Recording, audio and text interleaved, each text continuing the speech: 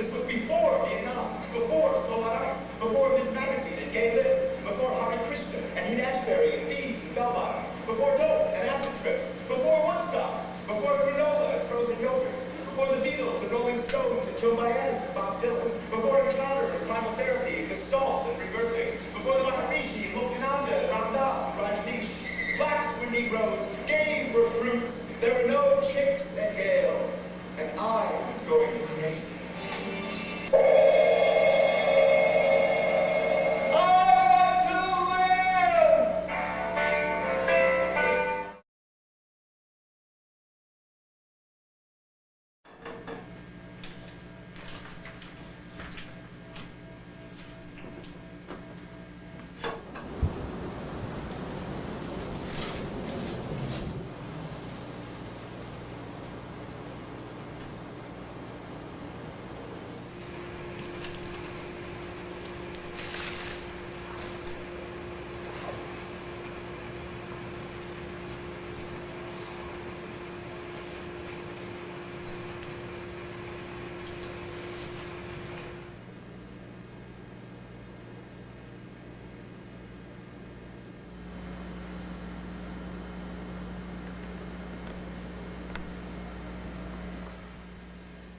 He said, "Come on, you're gay, let's go to this meeting."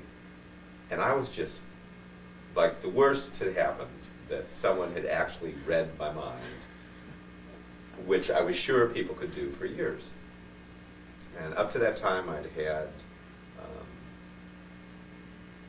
2 gay experiences, although the whole question of being gay was very much on my mind. It terrified me, and the thought of going into a room with 50 or 100 other homosexuals was absolutely terrifying to me. I think because it would have been some final admission of the horror of what I'd been avoiding for so many years, that I was actually attracted to men, and what that would mean for the disaster that my life would then become. Somehow, though, I kept going back and eventually wound up in a men's therapy group. That was always my hook. If you called it therapy, then I would get involved because I'd been conditioned after so many 3 years in hospitals, and another couple of years of therapy, and therapy as a child. Through that group, I started to become comfortable with